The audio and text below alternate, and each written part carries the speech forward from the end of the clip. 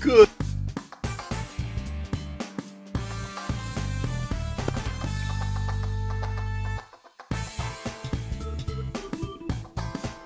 Good evening, ladies and gentlemen, and welcome to MNW Firing Line, your guide to Multiverse Nexus Wrestling. I'm your host, Jerry Aldini, and with me, as always, is Pete McPherson. Hello. And we have another night of Multiverse Nexus Wrestling for you. This week, we will be covering the most recent episode of Friday Night Flashbang.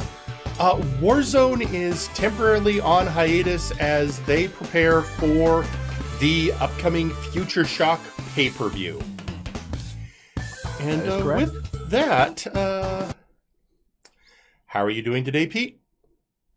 Doing okay. Can't complain. How about yourself? I'm doing all right. I was, as always, before the show, perusing the news in the wider world of wrestling, and hearing that a few wrestlers have been wished their best on their future endeavors. My understanding was it was one wrestler and one referee. It was actually a few wrestlers. Okay, couple wrestlers and a referee. Couple wrestlers and a few, and one that everyone had been paying particular attention to, and that was one Velveteen Dream. Ain't so dream anymore. Not so much. He, there's been allegations about the Dream for a while, and a lot of people probably forgot he was even still on WWE's roster because they haven't been using him on television. Alleged misconduct. Yes. So, yeah, he was let go.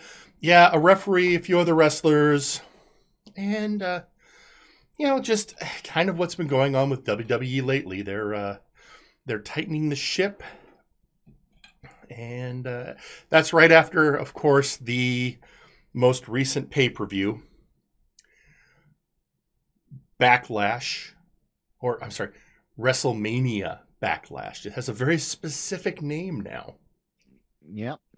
It is the Backlash to WrestleMania. In case you needed to have that clarified for you. Because let's make it clear, yeah. And mostly a good pay-per-view, but one moment where I was like, I'm sorry, did they raid our wrestling? Did they raid our wrestling pool here in MNW? Well, and I know that this is a somewhat divisive thing because while some people absolutely hated it, others thought it was great and wished the others would relax and chill out about it. Yeah, I mean, it was zombies, and that's it. And we here in MNW, it's like, oh, zombies. We have a zombie holding a title right now, and it's. Go ahead. Oh, because and part of my complaint is not so much the fact that it was zombies, although it was zombies, but it was that the logic in it fell apart. And I know that there's supposed to be a suspension of disbelief, but literally there was a zombie involved in a rope break because one of the wrestlers was reaching and he was too short to get the rope, but then the zombie was reaching out for him and he used that for leverage to get on the ropes. And I'm like, anyway. Yeah. And also, according to John Morrison, The Miz died. Yes. And I have to say that, I saw the Miz's tweet, and he assures us that everything is fine, although it looked like he had a little bit of... Never mind. Yeah, no. Although apparently, in reality, for the first time in 17 years of wrestling, the Miz has been injured. Oh, actually, that's what it actually is. It's an injury. Okay. Apparently, he has his first ever legit injury. And the interesting thing is the number of people that are upset because one of Miz's bragging points, one of the things he's been very proud of, is he hasn't missed a day of work in 17 years. Right. Because he's wrestled a style that allowed him to remain largely injury-free. Well, it finally caught up with him. And most people are just upset that his uninjured streak ended. Right.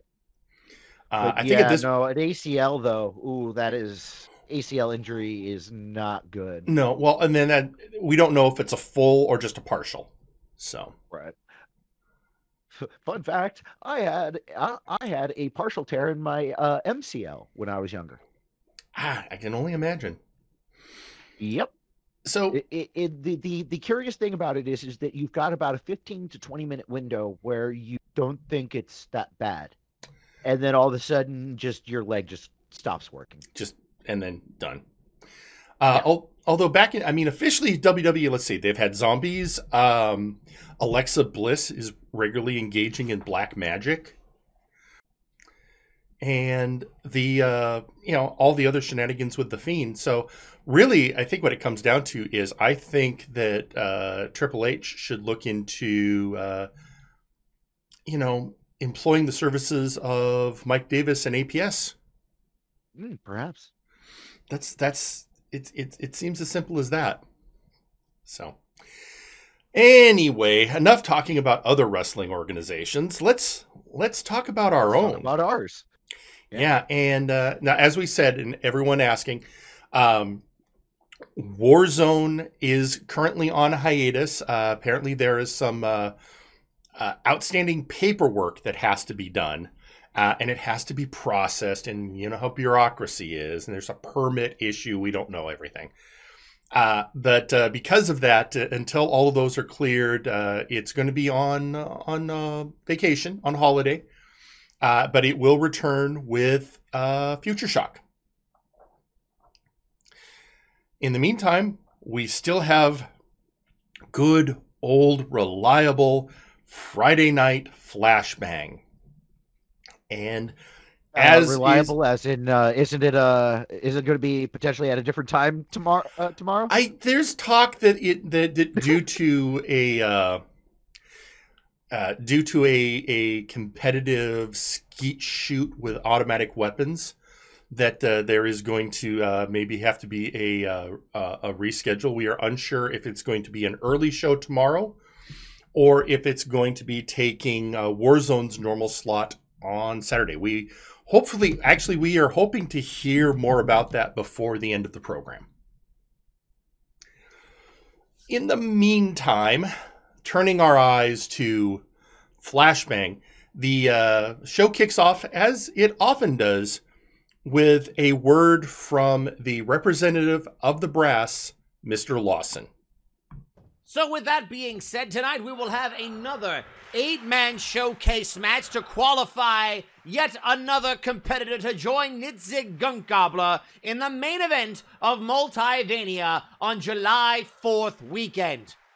And I've been trying to think to myself, we have so many people that have stepped up for an opportunity, which leads me to wonder just how many of you are going to step up even further. How many more will come to the forefront? Seems my inbox becomes packed by the day with newcomers and veterans alike seeking an opportunity. And that is what this is, ladies and gentlemen. This tournament of sorts is an opportunity to make a name for yourself in Multiverse Nexus Wrestling. And that's why yes, the 8-man showcase spectacular that gives rookies and newbies and losers alike the opportunity to pretend they are like the very top of this industry. Pretend like they are Earl King West, the King of Kings, the Fey King. You know, Earl King, I certainly hope you have a better reason for coming out here than to simply interrupt me to brag about yourself. Is there something in particular that you need that couldn't wait another 5 minutes for me to return to the backstage area? What do you want? An opportunity, Mr. Lawson. As you have been so eloquently saying, this 8-man showcase qualifying thing that you're doing is an opportunity.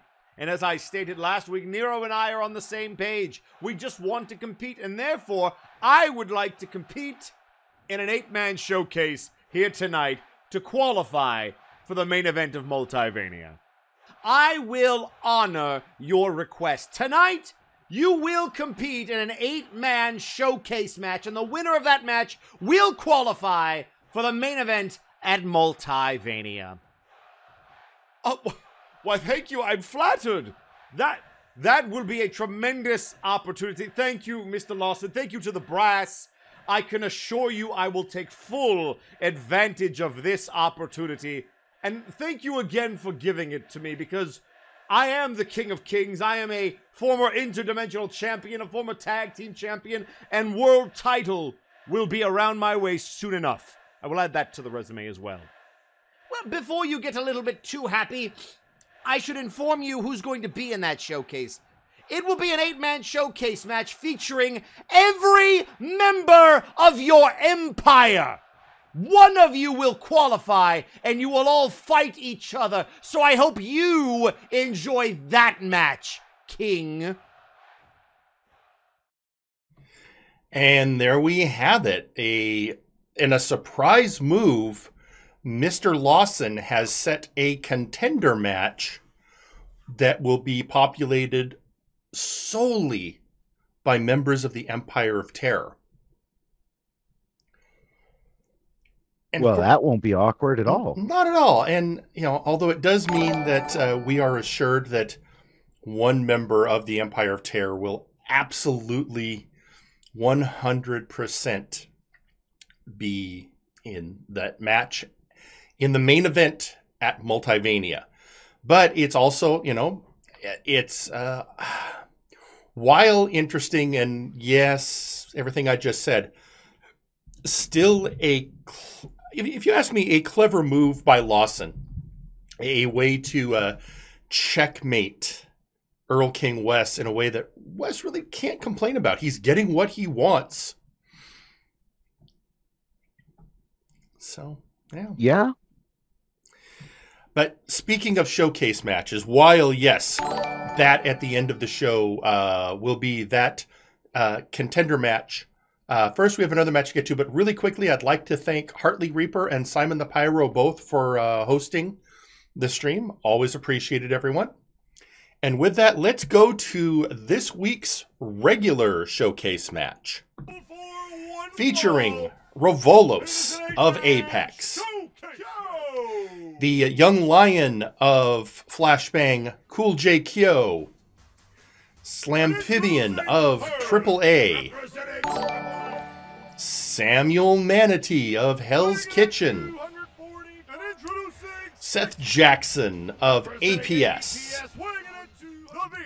VR Junkie from Electro Reality, and the Doof coming in to ruin our budget again.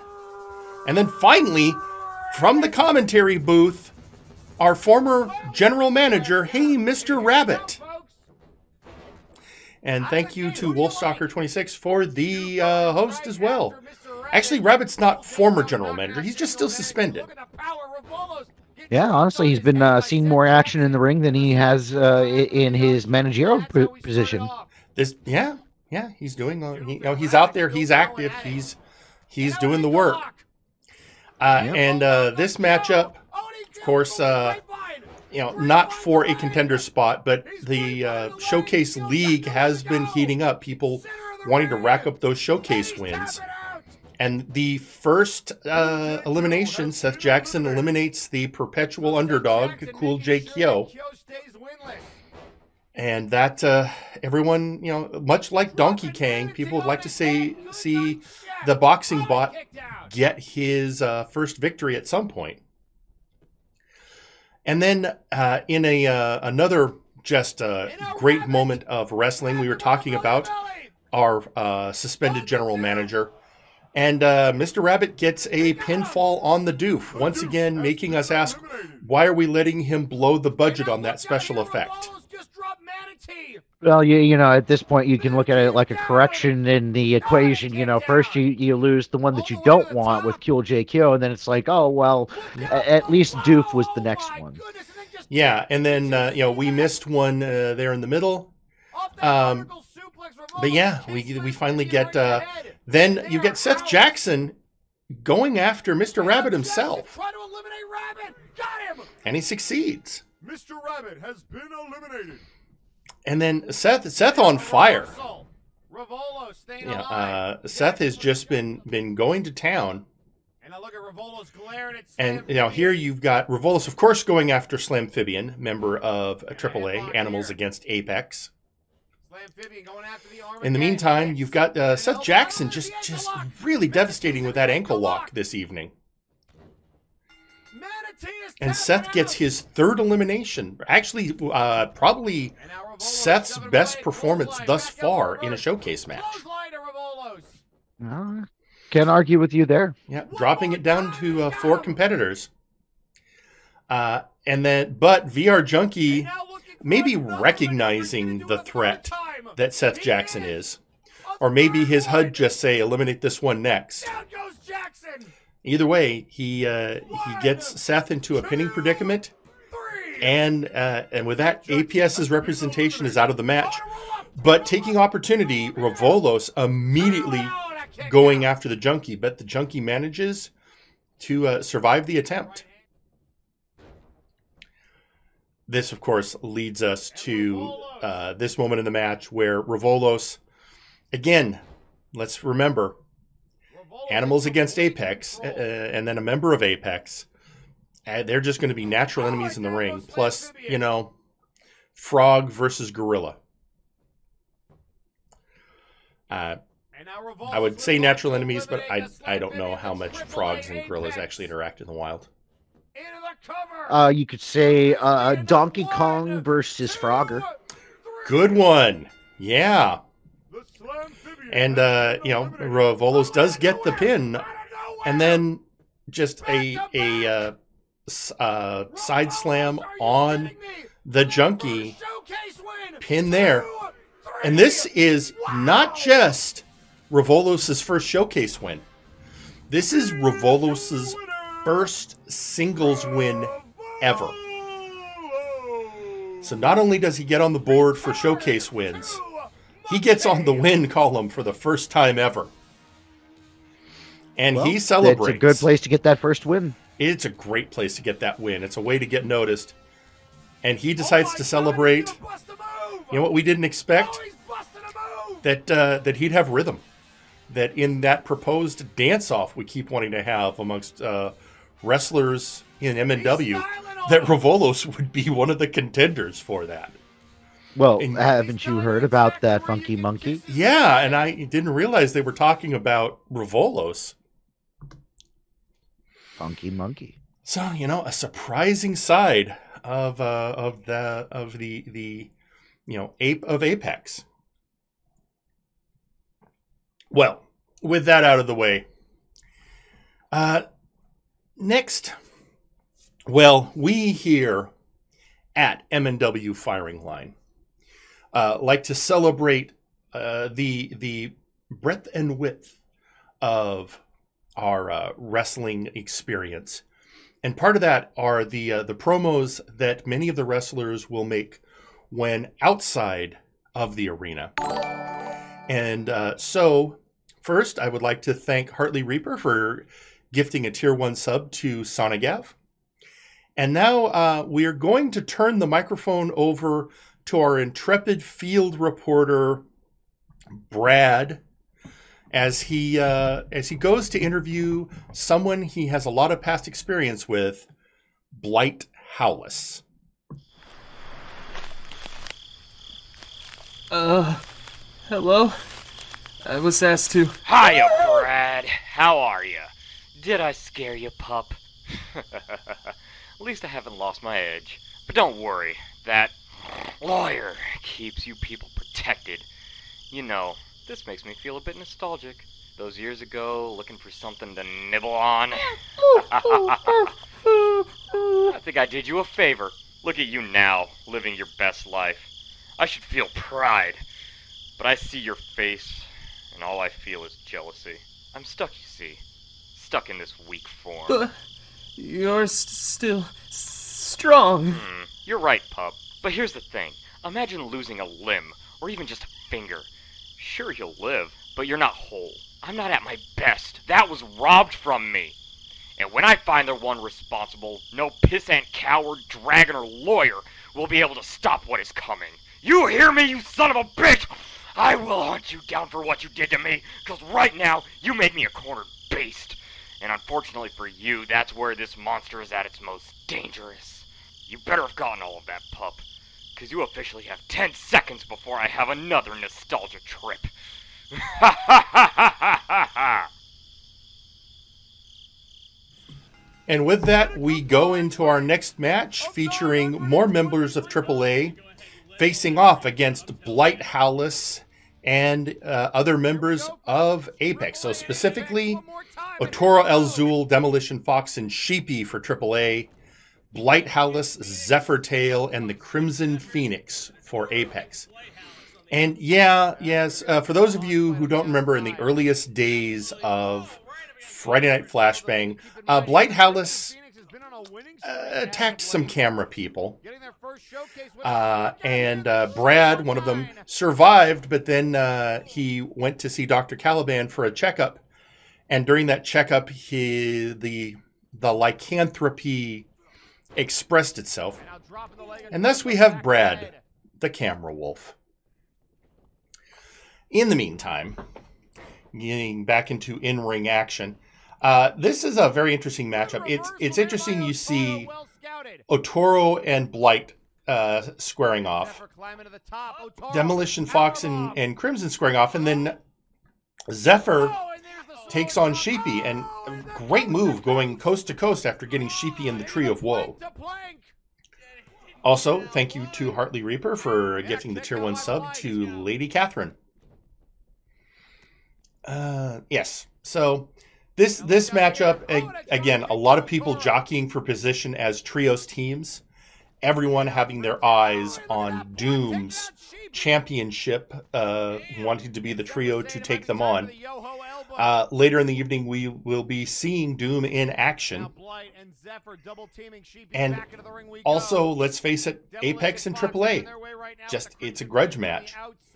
And if you're AAA, you've got to look at the fact that Revolos managed to win the showcase. And you want to get in here because the last thing you want is to have any momentum going in Apex's way. Absolutely. No, you gotta kill the momentum as fast as you can. Unfortunately, because of everything, that it's still, even though his lycanthropy has been suppressed, we have seen week after week that Blight Howless is still as dangerous as he's ever been. He's just having to rely more on his skill as a wrestler, since his brute strength has been reduced. But in the meantime, while everyone was focused on him, Zephyr Tail managed to get a submission on Sheepy. And here you have it. Apex, 2 matches in, 2 victories. And so that is where you stand now. And yeah, in somewhere in the background, everyone knows that not only are people looking for a chance at those trios belts, but everyone knows that we have to see what's going to be happening with Nero Napier and his World Heavyweight Championship. But we'll be hearing more about that later. Next, well, it's been one of the things we've been tracking here on Firing Line. It's one of the things that's been getting a lot of attention on Flashbang. It's the ongoing hostilities between the Fae Queen, Lady Gina, and the Omni Slayer, Jagger Blackthorn. And the interjection into that of the Nekomara TK.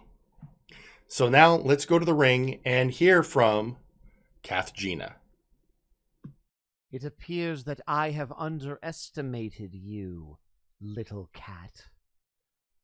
But what I have not underestimated is your cowardice.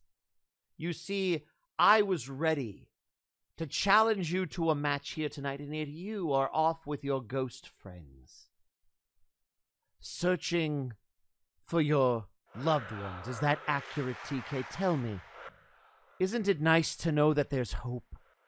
Isn't it nice to know that there's a chance?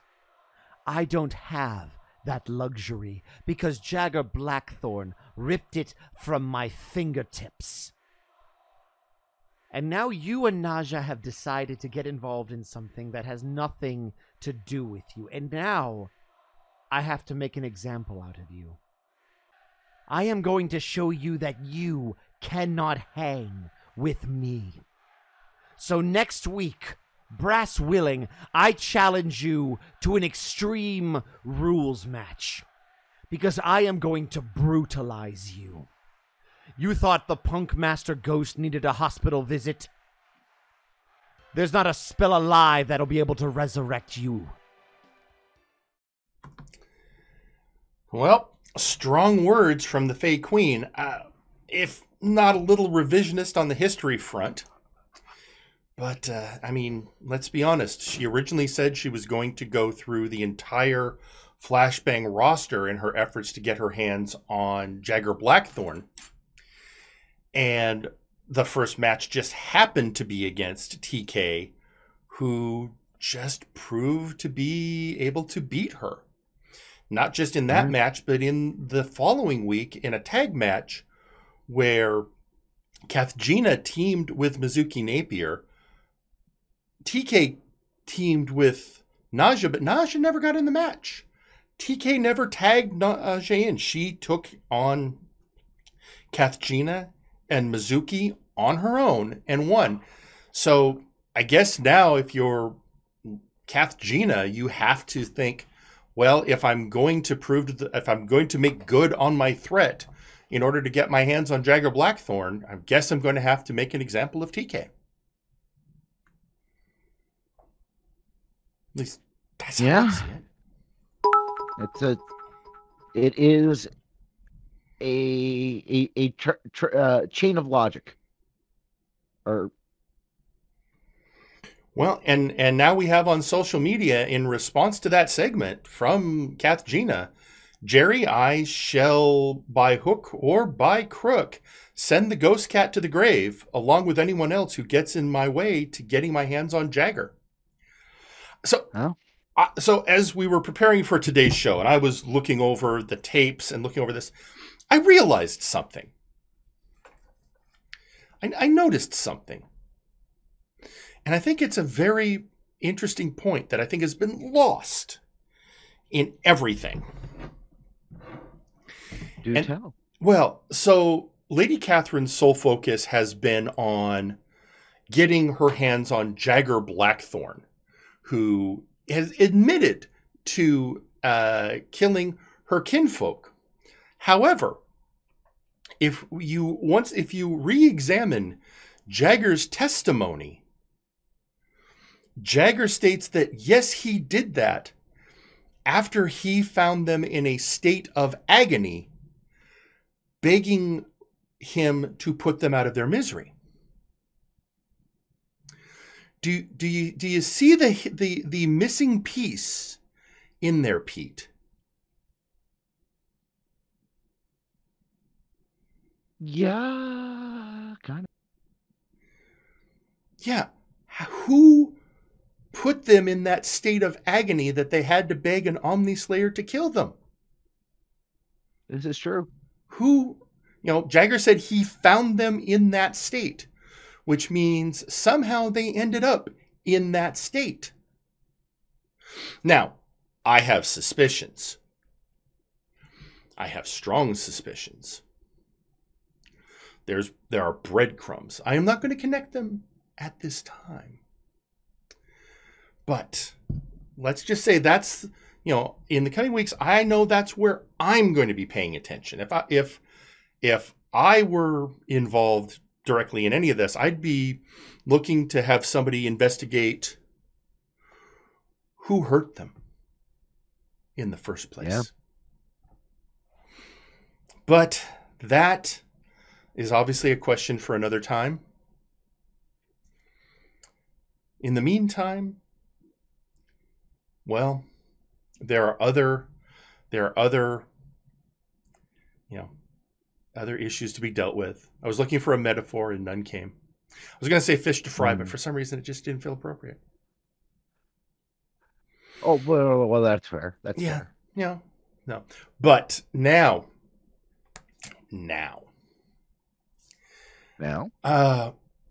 we turn our attention to one of the other key questions. To me, a major question, especially as we are on the road to Multivania. We found the map. We know where the on-ramp is. The GPS is leading us directly to that road to Multivania. And on that road to Multivania is the singular question, who is going to face Doom for the Trios Championship? And we've seen many teams make a strong statement in that regards. We've seen the Empire of Terror win a match towards that. We have seen the House of Caliban win a match towards that. But we also saw the team of the Aristocratic Kenned and the Princedom actually beat Doom in a single falls trios match. So tonight we are going to see a tag match. And that match features Sir Reginald and Sir Percival, the Princedom, accompanied by the Aristocratic Kenned, facing Doom, represented by Mad Jack and Zericus, accompanied by Michael Macabre. And this is a chance for Doom, one of the veteran tag teams in MNW, the oldest active tag team in Flashbang, going up in their specialty match against the young upstarts, the Princedom. And and we've seen Sir Percival a little more often, but we're now seeing Sir Reginald a lot more, I believe, and the combination of the two. Right. Well, they came in to MNW as a tag team, and then for various reasons were put on the back burner. And then we saw Percival return first, as you said. But in the last few weeks, we've seen the return of his tag team partner, Reginald. And a lot of people say Reginald looking to adopt a new attitude is the way I've heard it described. Oh. But and then teaming very successfully with the Aristocratic Kenned. Very much an upper crust team, if you will, versus the mystery and chaos that is Doom. And it's interesting because anytime you go into these matches, you're going to favor Doom. I mean, everyone has seen what the Night Reaper, the Mad Pumpkin King, and the Bringer of the Apocalypse can do. And always the expectation is, well, what can the Princedom actually bring to the table that could beat them? Well, there was the previous week, they won the trios match. And now, as we watch this match, you do see Reginald and Percival giving a good accounting of themselves in action against the veteran tag team. And, of course, you seeing Zericus in one of his favorite go-to moves, the suplex to the outside. Yeah, right onto these hard mats. Yeah, not where you want to be, believe me. Those mats are nice, but they don't offer a lot of cushion. Really, I have heard wrestlers. I actually heard Scott E. Stevens once say he would rather just hit hardwood than those mats. Right. But then one Fame-Master later, while Mad Jack is recuperating outside, and Sir Reginald gets a pinfall on the Night Reaper. I got to give him credit. That was good timing. That was good ring awareness. He knew right where the partner of Xerxes was, picked his spot well, and now we have, at this point, we have the Princedom effectively having 2 victories over Doom. And the phone is ringing. Hang on. I know who it is. I know generally who it is. Let's pick up the phone. Hello, you're on Firing Line. Hello, gentlemen. Ladies and gentlemen, we have on the phone with us once again the Night Reaper Xerxes of Doom. Yes. Last week was surprising. Reginald has been out for so long, I underestimated him.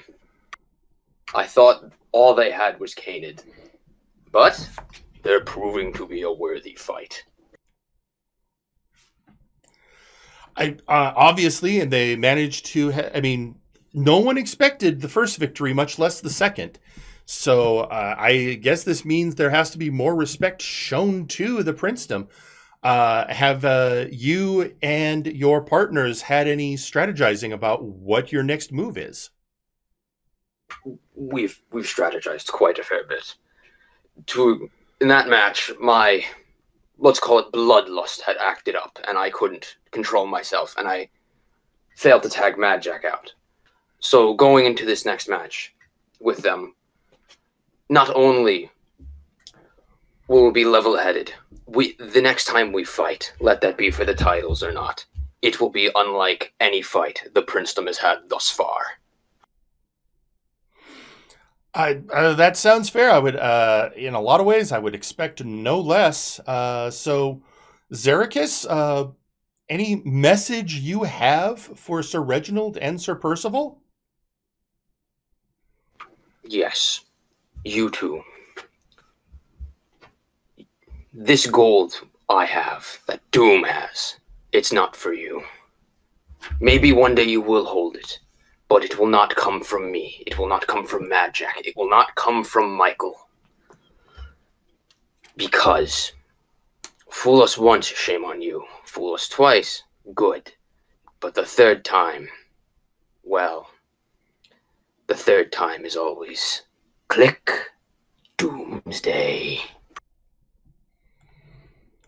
And there you have it, ladies and gentlemen, the Night Reaper Xerxes with a message for the Princedom. And also we have tweeting out on social media, Simon the Psycho, how much can you trust the word of a false spreader? We revealed what we saw so long ago, and week after week Jagger denied the truth and lied, instead choosing to cause grief to the kin of his victims. What Jagger has to deal with is something only he caused himself. That's definitely a way to look at it, you disgusting little goblin. Sorry, was that... sorry, I'm supposed to be professional here. Like I said, I have suspicions on how Kath Gina's family got that way. Certainly know who my lead suspect is. Sorry. I'm okay. Pete. What? Maybe I should be laying off that squatch roast. Perhaps. Yeah. All right. Well, with that said, where was I? Yes. All right. Well, speaking of investigations, we have another long-standing investigation being led by none other than the Omni Geek. And he came to the ring to give a report. So as many of you know, or if you aren't aware and are brand new to Friday Night Flashbang, last week I took a trip to Warzone to continue my investigation into the attacks on Apex and Wiley to see if I could narrow down a list of suspects. And what I discovered is that the Outlaws were strangely avoiding me the entire time I was there, which makes me believe that they have information that I need. But seeing as how I can't bring them to Flashbang under the current structure of the rules, I had to call an audible. I looked for people with a certain pattern: money, power, influence. I had a sit down with Sir Uncle Dunk, who swears he has nothing to do with any of the attacks on Friday nights. In fact, he says he doesn't even watch the show. I thought about who else might have some influence. I thought about the Empire of Terror. And even though Wiley was poisoned with a Fey concoction, Earl King has claimed innocence, and I have found nothing to tie him to the attacks. And it would be rather odd if he was attacking Apex in the foreground, but I don't put it past him. Which led me to another name that is also ducking me. Lionel Matrix. A man who debuted at the last pay-per-view, who has made it quite clear that he has both the financial resources and the wit and intellect to pull off something in the background, and how convenient that you would help out Henry Colt to put forward your best foot. So tonight, Lionel, you've got a match with Mike Davis. So there you have it. Lionel Matrix in a match with Mike Davis, because OmniGeek has questions. And when the OmniGeek comes asking... Yeah, I mean, we've seen this before. People with with the questions, and that's where it's like, well, if you've got nothing to hide, you got no reason not to talk. Yep. Well, and like I was saying, if the OmniGeek comes asking, he's usually going to get the answer one way or another. Yeah. So might be better to just cooperate. Mm-hmm. Well, we'll see later on in the evening when he has that match. So with that, I guess the next thing to do is to move right on. Now, the Bulldog Grant Martin, of course, has had a long history dealing with issues. Of late, he's, of course, the tag team partner of Shere Khan, who was viciously assaulted by Kevin Blackwell, had his mask stolen, and then the deep insult of the wearing of that mask by, Jack the Questionable. Finally, that's been resolved. And now he's getting a match against an individual who, we haven't really seen him face off before. That, of course, being Red Star Roman. Red Star Roman, of course, like Jack the Questionable, who accompanied him at ringside, more of a mercenary. He has had association with the Rebel Star, and thus by extension the Empire of Terror, but never a clear allegiance. Right. And so this, but since he's currently associated with Jack the Questionable, that's enough to stoke the ire of the Bulldog. Even though Bulldog did manage not only to, with DeLuna, retrieve Shere Khan's mask, but to take off the replica mask and Shere Khan outfit that Jack had been wearing to the ring to continue to mock Bulldog's tag partner. And yeah, so this I guess is more of a chance for Jack to do what people have done with him plenty of times, and that's hire somebody to beat up somebody for him. Well, I mean, if you make enough money from being a mercenary, surely you should be able to afford a mercenary. That's true. I mean, Jack has been hired time in and time out. So, he must have something stored up. Plus, Red Star Roman, lately, he's not been around a lot. So I'm sure just the opportunity to raise his profile would seem alluring. But yes, with this matchup, I think the Bulldog, I think the Bulldog is looking now for some direction. Everyone's got their eyes on where are they going to be at Multivania. And in the Bulldog's case, I suppose, he's looking at what he'd like to be dealing with at Multivania right there. Jack the Questionable, once and for all. Absolutely. And as we can see, the Merc has still the ability to get under Bulldog's skin. And that's just the, going to be something that Bulldog, who's always been a hot-tempered wrestler, is going to have to deal with. On the other hand, Bulldog's a man who once won a ladder match with a broken back. So, yeah, never count Grant Martin out. But in this case, after that just terribly brutal-looking slam, Red Star Roman with the victory. Getting to put one under his belt, and with that, it does again ask that question: where are these men going to be come Multivania? Well, we will have to see. We will have to see. So, as we had talked about earlier, one of the big questions is Nero Napier and the status of the World Heavyweight Championship. To catch everyone up, at Multivania, there will be an 8-man showcase match, which right now we are looking for 7 contenders to join that match. The first is already decided. We know for sure that Nitzig Gunkgobbler of the Cartel will be in that match. That will be the main event at Multivania.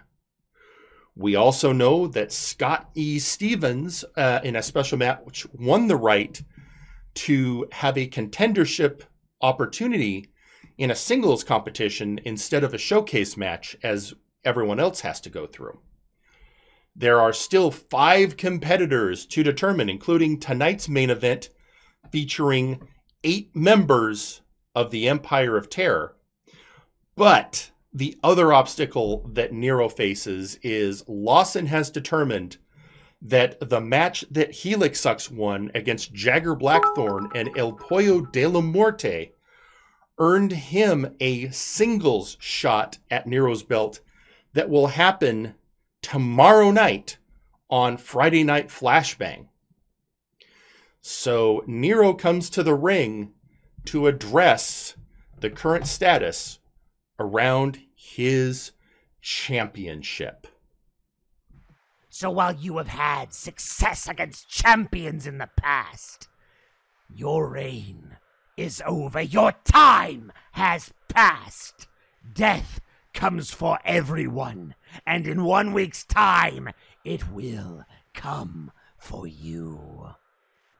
And while we're on the subject, let next week's matchup be a message sent to the other 7 competitors that will attempt to qualify and challenge me at Multivania. I am undefeated with this belt on the line. I have Nero, I need you to focus up, because, Biakuaz, it is important that you realize you're not going to make it to Multivania. You see, taking that belt off of you is the first step to taking care of the Empire of Terror, to ensuring they don't control the power. Whatever your quarrel is with the Fey King and his group of lackeys, it has nothing to do with me. I am focused on taking care of your friend, Helix, if he's even your friend any longer. But when I am through with him, he will be a broken, hollow shell of what he used to be.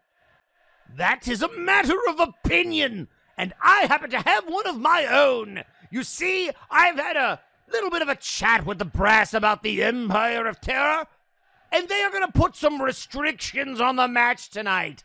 Some qualifiers for the qualifiers.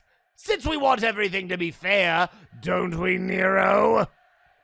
I would be very careful of crossing the Fey King, because you might win a battle or two, but like he said, many times over, even when he wins, and even when he loses, he wins. It matters not. So sure, do your worst. Good, because after you lose that championship, Helix will get to defend it against a member of the Empire in that match and all that. But if the brass believes anyone is handing Earl King a win, the result becomes null and void. Oh, and Simon, you little troll, don't use your powers. It's illegal. Ah, yes, you're smart. Piss off the most powerful member of that whole faction. I'll tell you what, Raymond, take this back to Helix for me, you troll! Oh, I don't think Ramon liked that very much. He called him Raymond, and now Ramon is pissed. Oh, what a kick! Oh, shit. Ramon going after the world champion! So, yeah, that's developing interestingly. We know, as we said, we know that tomorrow night, Friday Night Flashbang, we're going to see Nero Napier against Death himself, former Multiverse Heavyweight Champion Helix Sucks. I would say probably the biggest challenge that Nero has had to his title reign thus far, just shy of a year holding the belt. And then, of course, the matters of the Empire's contendership match, which is going to be the main event. And let's not forget, once that's decided, we still have whatever singles match Scott E. Stevens is going to get. And once all that's decided, there's still 4 more contenders. Well, about a month to Multivania. 4 more matches after this. That's where it's going to be.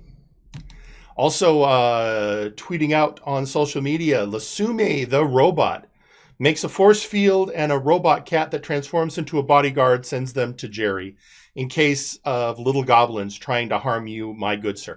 Don't worry about it, Lasume. You got to remember, as an MNW official, any attack on my person, and I'm not saying as a commentator, I actually have a producer role behind the scenes. Anyone touches me, that's automatic suspension. Possible dismissal.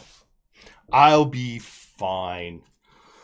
The only person that could threaten me and I would care would be Mad Jack, because he goes beyond.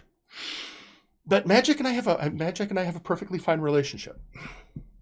Perfectly fine. You know, we have an understanding, and that's how it is. Anyone else? Whatever. Yeah. Yeah, but I appreciate it, Lusume, nonetheless. And, you know, I wouldn't mind a robot cat. I mean, could go with my cats. They'd probably have fun.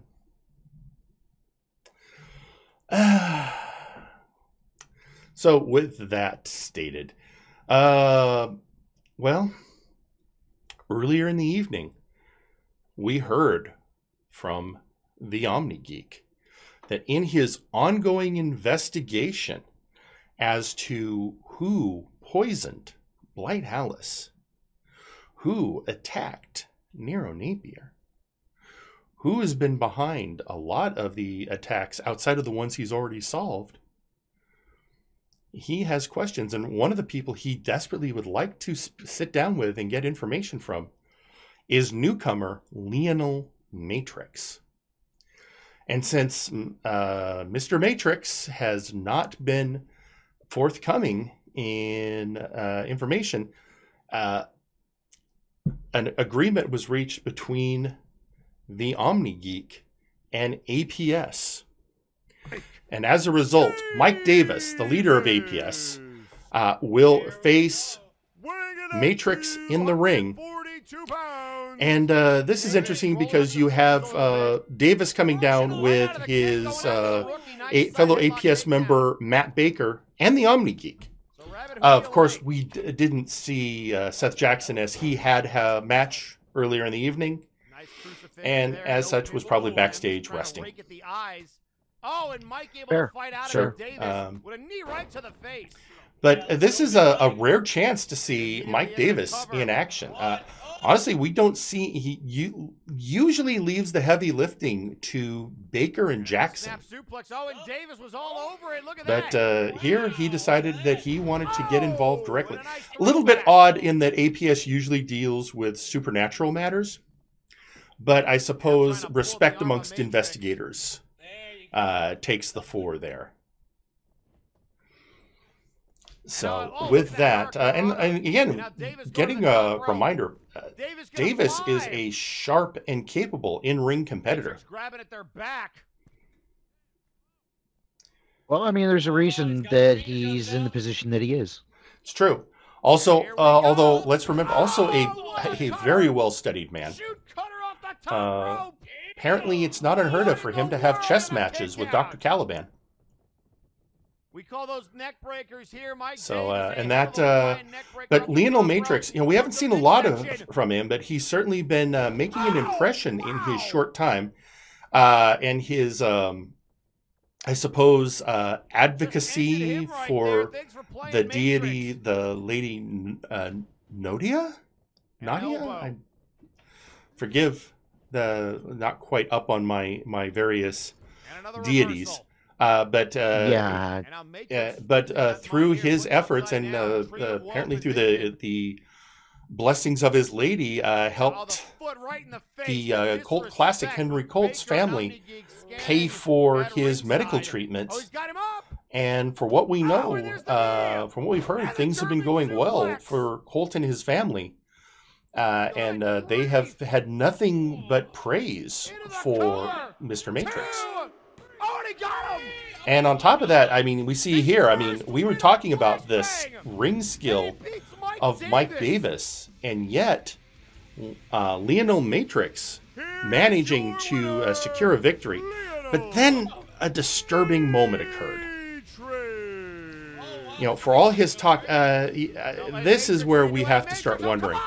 Because as soon as, instead of leaving the ring, he turned and assaulted the already defeated Mike Davis. And you just have to wonder. Now, he has made statements after the fact, apparently not liking having his, his good name besmirched in such a manner. But with that, you still have to wonder. It's like, you judge a man not by his words, but by his actions. And this is true. Those actions were telling.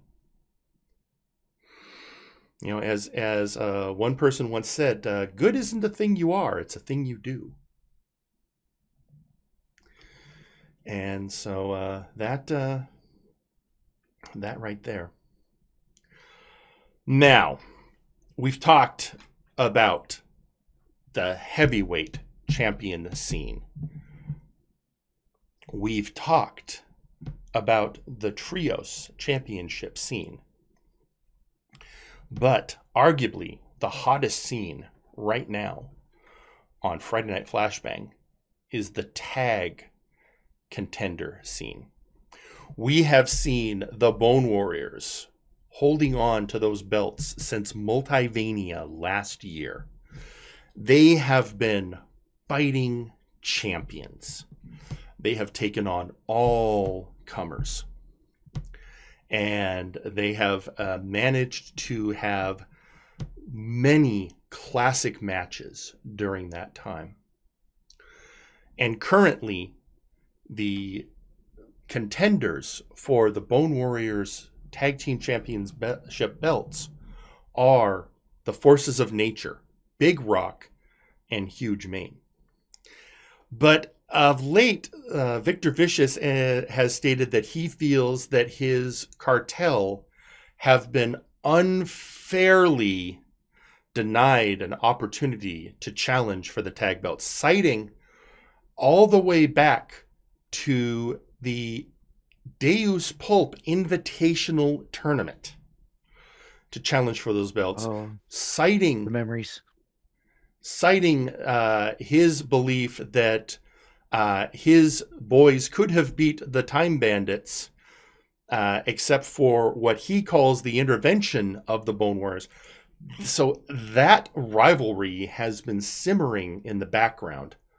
So what ended up resulting was a match featuring the Cartel, Hutch Cale, the Mad World, Mad Jester Fool, and the Madness, and the leader of the Cartel, Victor Vicious, coming down to face the team of Spike, Burden, those being the tag champions, the Bone Warriors, and their contenders, Huge Mane and Big Rock, the forces of nature, in a 4-on-4 tag team collision. Now, standard tag rules. Collision is a good word to use here. I mean, what else could you possibly call this? And a sweep of the leg. You have, first off, you've got the tag champions and the next team to challenge them for their belts teaming up to face the faction of the Cartel who feel they haven't had an opportunity and basically wanting to jump the line. Trying to make the argument that the forces of nature don't deserve that title shot. The Cartel does. And, we've already seen, Victor has cited the victory in that Survivor Series match at Breakdown 5. He's pointed out the great success that the Cartel has had of late. Even pointing out that the one member of the Cartel not present in this match, Nitzig Gunk Gobbler, earned a spot in the main event at Multivania. And now sending him all the way across. And so, the Cartel stating that they are one of the top teams on Flashbang and deserve a shot at the gold. He's not going to tap in anybody. Oh, thought he was. And then on the other side, you've I got certainly wouldn't call it a weak argument. Not a weak argument at all. No, they simply now Victor's biggest complaint is the Cartel rarely find themselves even in the contenders matches. Now, part of that could be that the Cartel does seem to find themselves usually mixed up in other things, and maybe a little bit of focus on their part would help. On the other hand, there's no denying that of late, all the different members of the Cartel have been doing great work. Now, they've been winning matches. They've been, wowing the audience. And sure, maybe they deserve a shot, but the forces of nature have earned the opportunity. And here, you see, Spike making the point succinctly.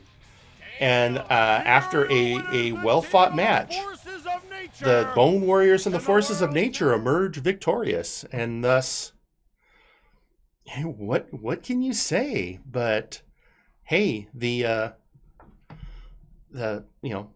maybe just maybe the Cartel should wait their turn. And I'm getting a note from Phil. We got somebody on the line. Hold on a second, ladies and gentlemen. Hello, you're on Firing Line. Gentlemen. Oh, ladies and gentlemen, one half of the Flashbang Tag Team Champions, Spike. Yes, we find ourselves available while watching your show. We usually have to catch it later as Burden is busy training. But we were listening to what you said. and we wish to put Victor Vicious's mind at ease. We will tell you why the cartel has been overlooked. You see, life is all about the detail.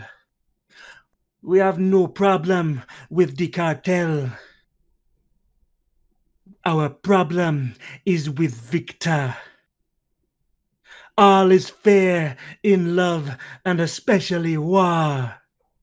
But even after all this time, Victor, you cannot admit you tried to cheat during the Deus Pulp tournament. You still hold to the fallacy that you were just offering support before we stepped in. If I were a member of the cartel, I would be asking why my leader, the person in charge, is sabotaging our chances. We do not give title shots, Victor. They are earned. The forces of nature have earned that shot, and we take personal insult that you think they are not worthy. Last week should prove our point. You will stop being our problem until we are ready to deal with you. How are you, gentlemen? Well, thank you for that insight, Spike. Anything else you want to tell the Firing Line audience while you're here?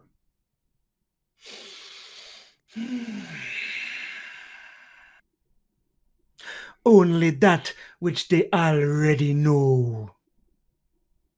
Come tomorrow, we will burn it down. Well, ladies and gentlemen, thank you to, let's give a big round of applause and a thanks to Spike of the Bone Warriors, one half of the Flashbang Tag Team Champions. Oh, been quite the night, Pete, quite the night. Yeah, eloquent person. Yeah. And, person. And again, as we said earlier, you know what I missed? There was a terrible missed opportunity. Hang on, I'm going to see if we can get Spike back on the phone. Hold that thought. I want to see. Let me, Phyllis, can you call him back? I just want to see if we can get Spike back on the phone.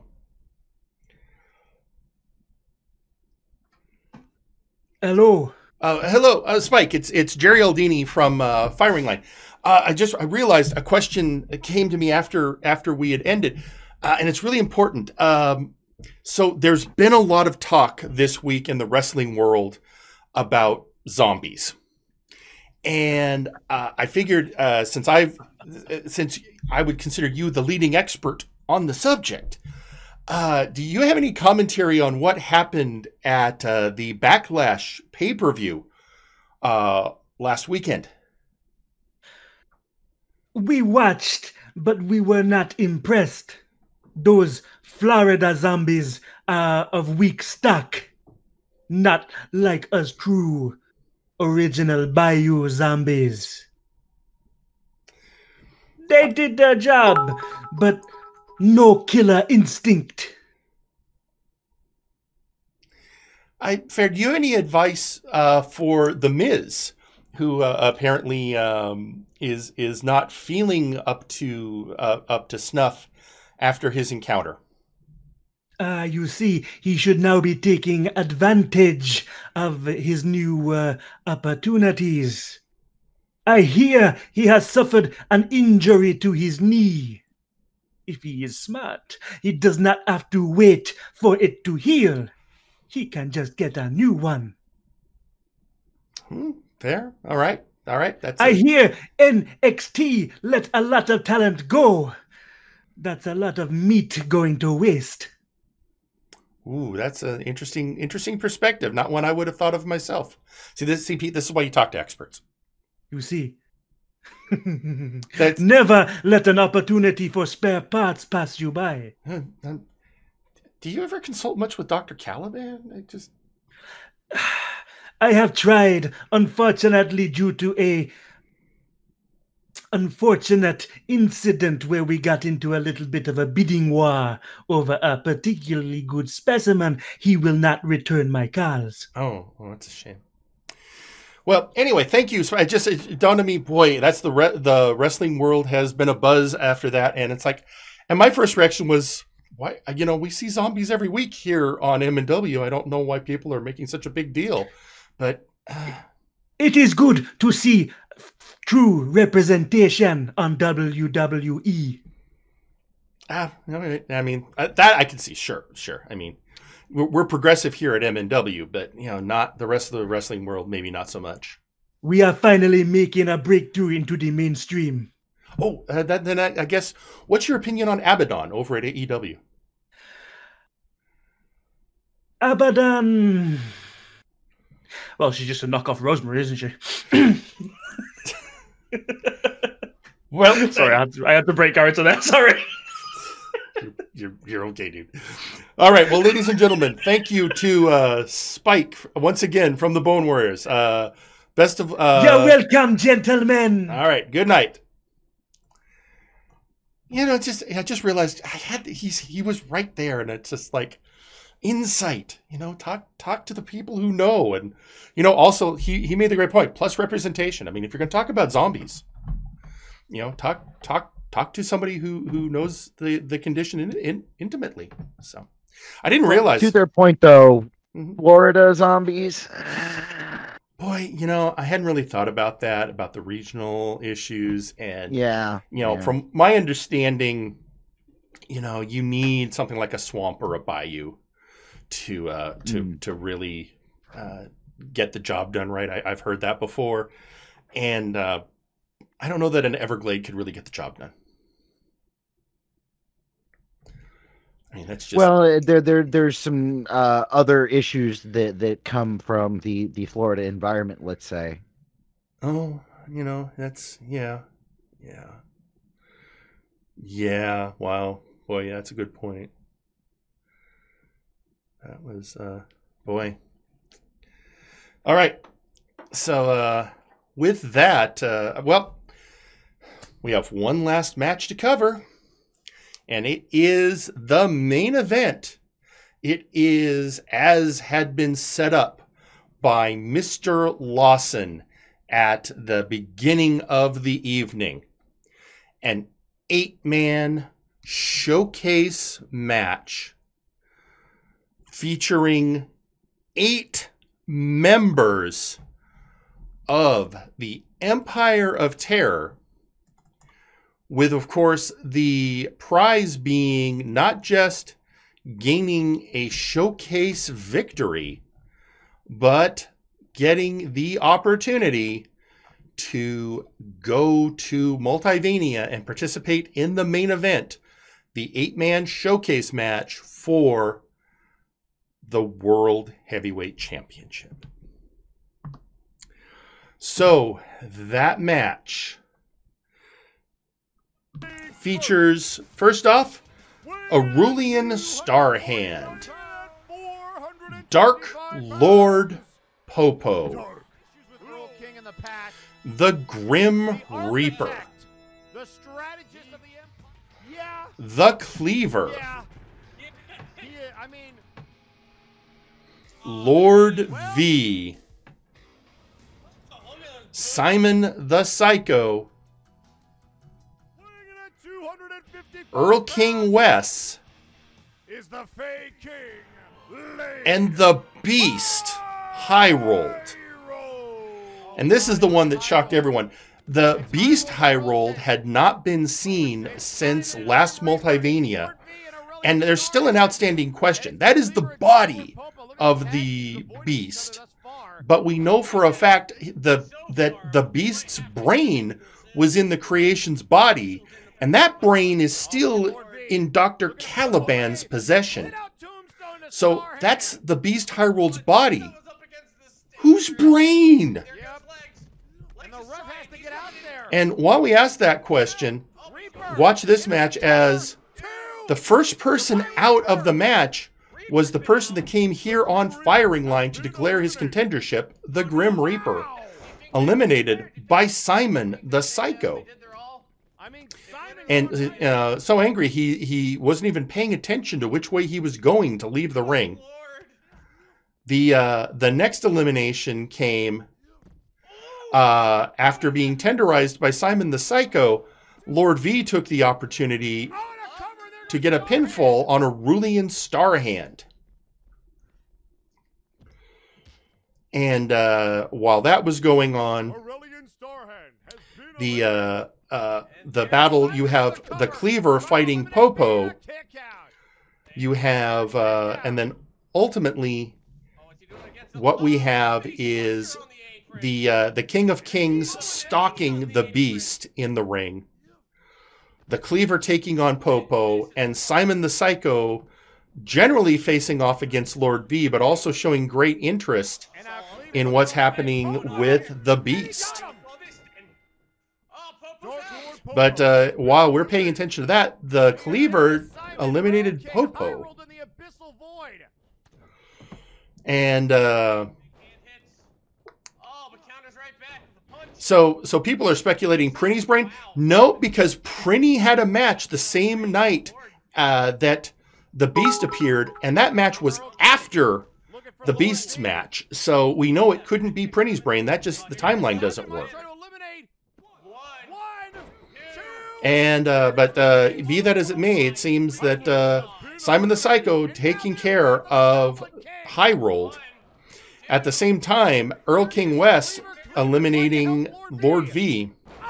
And then there were three. And the King of King, ever the opportunist, getting a chance to eliminate the Cleaver.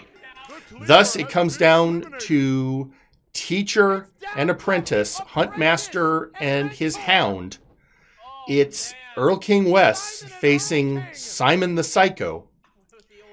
And this is where things got hotly contested.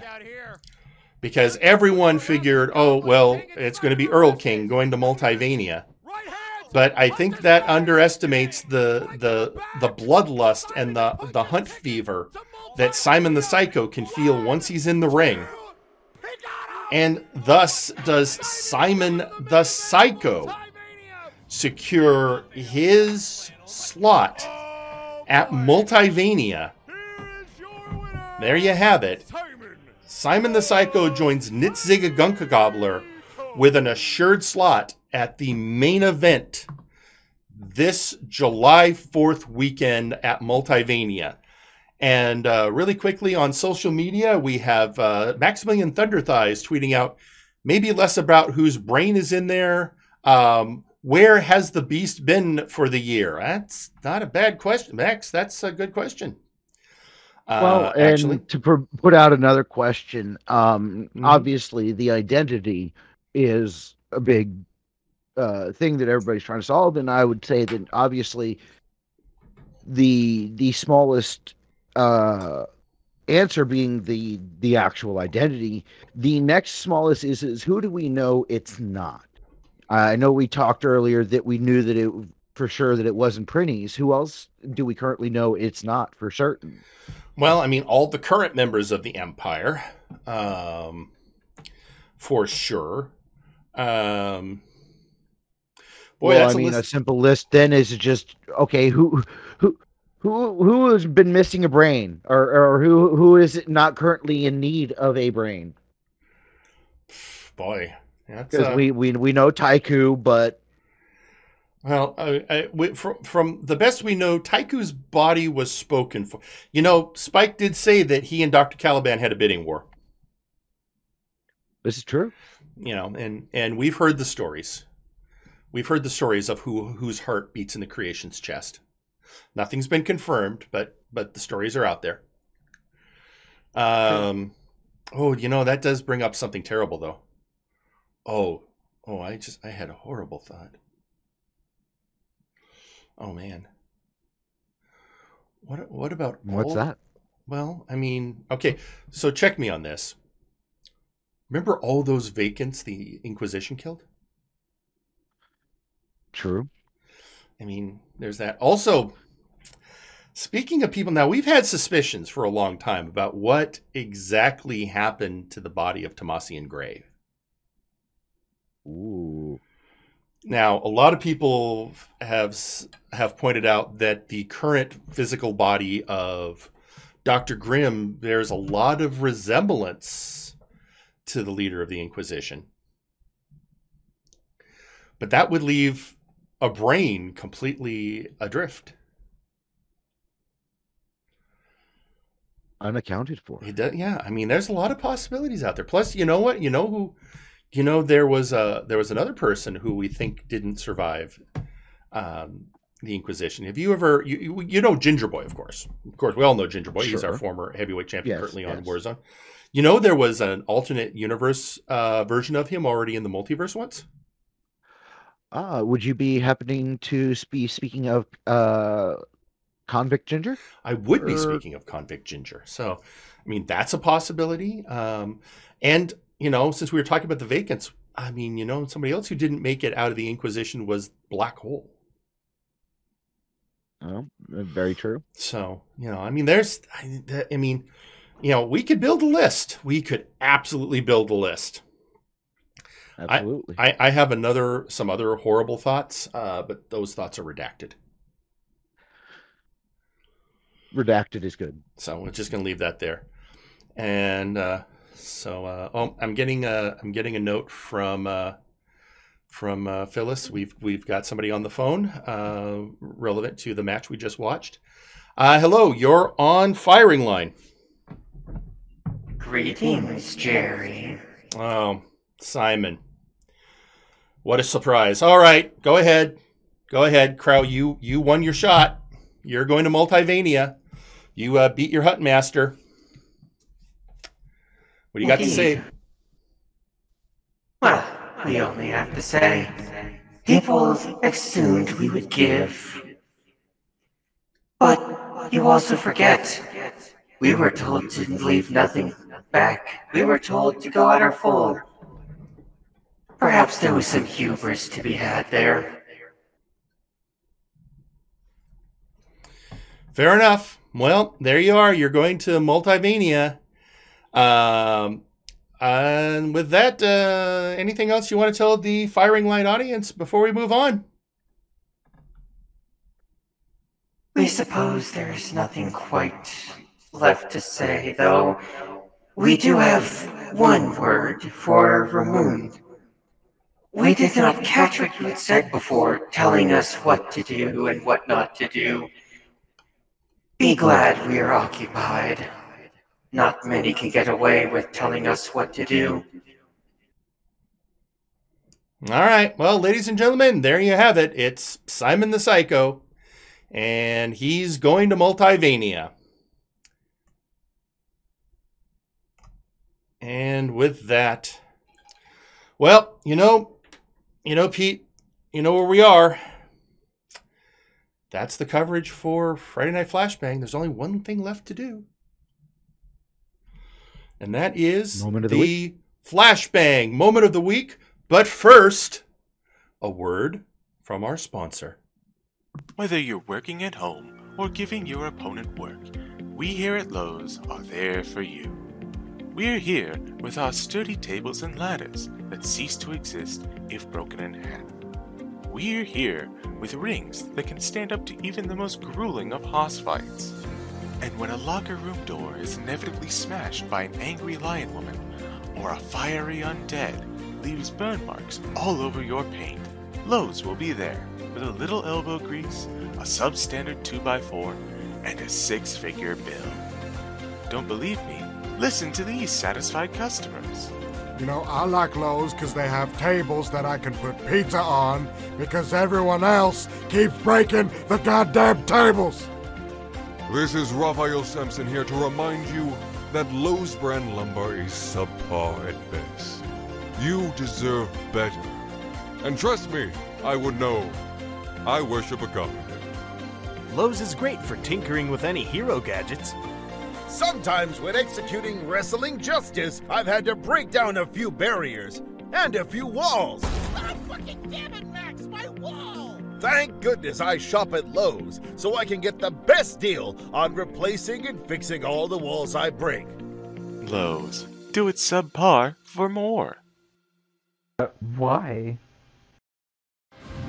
Here is your winner, Ravolos! Return to Monkey!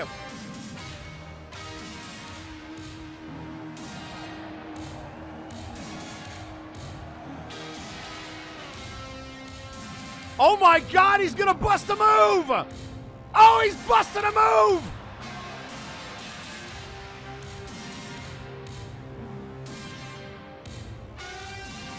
He's styling on him! And he's telling you exactly where you can kiss his rear end. His first showcase win, his first solo win. This is an incredible moment for Ravolos. And there you have it. Your Flashbang moment of the week. Brought to you by Lowe's. Lowe's. Boy. But why? All right, hang on. It's that time. Hold on. Hold on. Oh, Joe. Joe, buddy, you in there? Yeah, I'm right here, dude. Okay, hey, Joe. How's it going this week, my friend? Hectic as all hell. How's Brad? Brad's doing fine. He had to help me move my office into my dining room. Well, let's just say never have a. I'm so glad I have a mahogany desk. Sure. Okay, fair. Large teeth marks. I'm a firm supporter of mahogany. Yeah. It's mahogany. Sure. All right. Well, Joe, I hear that we're doing something a little special this week for the Callout. Is that right? Yes, we are doing something a little bit special, mostly because of scheduling conflicts. Well, take her away, Joe. How about we go ahead and get started? Yeah, do it.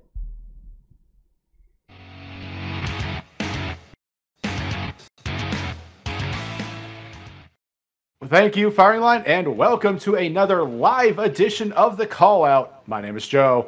My guest this week is the imposing champion of inorganics. Ladies and gentlemen, please welcome the Cyber Controller. Yes, well, unfortunate news. Hello there. I am a representative of the Cyber Controller on behalf of his involvement in MNW, and he unfortunately does not have the time to actually be in an interview, so he has given me the authority to explain not only his origins to the MNW fans, but to explain why Majak, again, is so important to face. That's good to hear. That is very good to hear. So, in lieu of the Cyber Controller being here today, we do have you as spokesperson. Could you go into more of an explanation about what your duties are?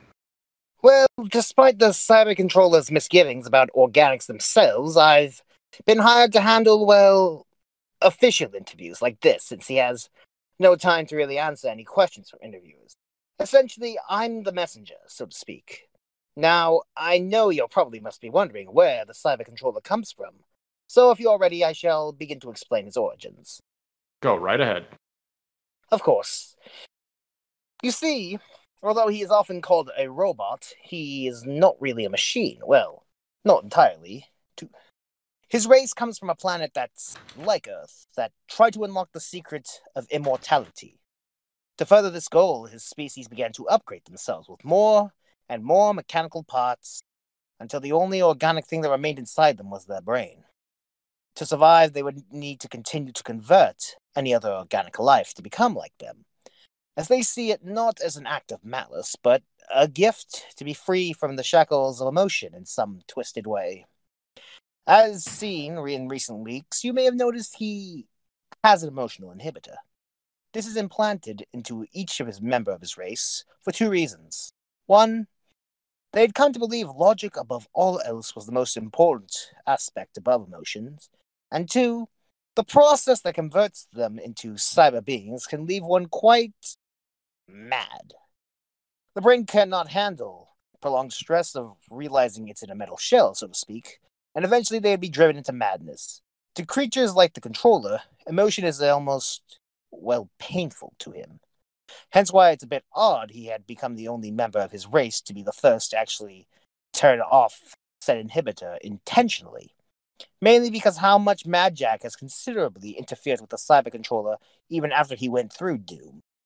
So what you're saying is that the more upset the Mad Controller gets, the more pain his, let's just call them augments, take on his body. Well, he's not insane yet.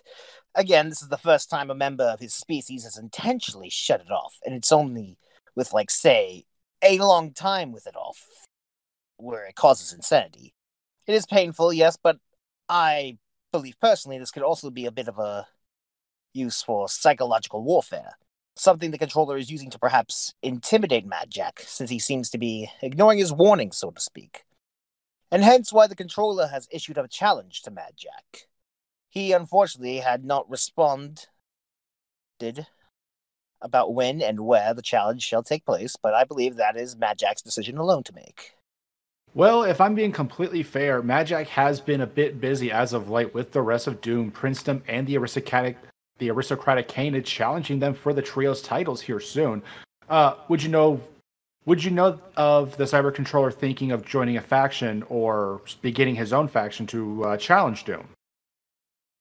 No, I believe if he does join a faction or mix one, it would be with those who are either like-minded of him, so to speak. Although he hasn't made any official or formal requests to join any Flashbang faction, however, I guess you could say Mad Jack and the Controller's business with each other hasn't ended yet, and I believe whenever this happens, it will be brutal. Well, until then, let's shift back a bit towards his origins. If the Cyber Controller's people are augmented organic life, why did he go by the name the Cyber Controller? It's a bit of a rank for a species. He's sort of a commander and coordinator for any converted beings.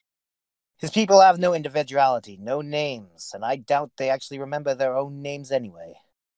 He's not only capable of feats of brute strength, but also has a sort of cunning and intelligence that seems vaguely human at times. Probably because they were organic at one point. They know what makes us tick. With no names or any kind of identification, so to speak, how do their higher-ups know which one gets to be promoted? Do they have some, number system or something? That I can't answer. Perhaps it's the most intelligent minds they convert, perhaps it's just random, but I do know the Cyber Controller himself is the only one of his kind at MNW, and he's not eager to follow or ally himself with another unless it's for his own benefit or for the benefit of his race. So it seems until Doom is relieved of those titles, or the Cyber Controller does have some free time. Again, it depends on what Mad Jack's response to his challenges. Until then, I believe the controller will keep on showing his power in matches on Flashbang. Well, I mean, there is the World Title Showcase match to qualify for. In the meantime, would the Cyber Controller take that opportunity to main event Multivania? I believe, personally, it depends on if the brass actually want him in the match. Lawson has said if the wrestlers want, all they need to do is say the word. If that's the case, as his representative, he added to me that if there was a chance to involve him in getting a huge opportunity, it would be beneficial to add him in there. So, I believe he will be involved. Just a few things before we close out here. If the Cyber Controller were to win, what kind of champion should we expect them to be? I believe, based on what you've already seen of him, you can expect the same kind of reign. Dominating and destructive. And with all this being said and done, as we are winding down here, is there anything on behalf of the Cyber Controller that you would like to tell the Firing Line audience? The Cyber Controller is relentless. To all those who face him, may God have mercy on you.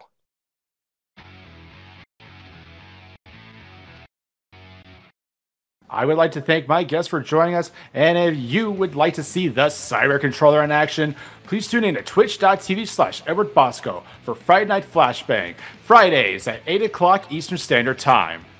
This has been Joe, signing out.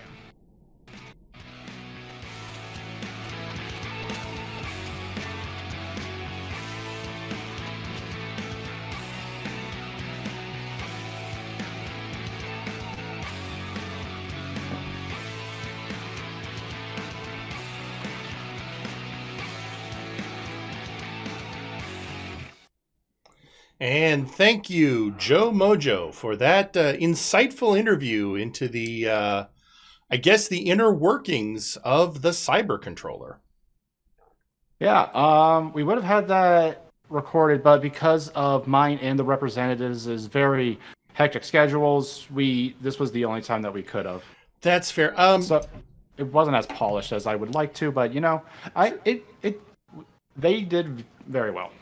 So, Joe, I don't know how to bring this up. Something happened. We got something. There was, people can buy airtime and people can make deals, and we're meant to be a representative show for the entirety of Multiverse Nexus Wrestling. And this thing got sent to us. Well, you know what? I'm not even going to try and describe. I'm going to Phyllis, play the tape, please. Roll clip 212. Yeah.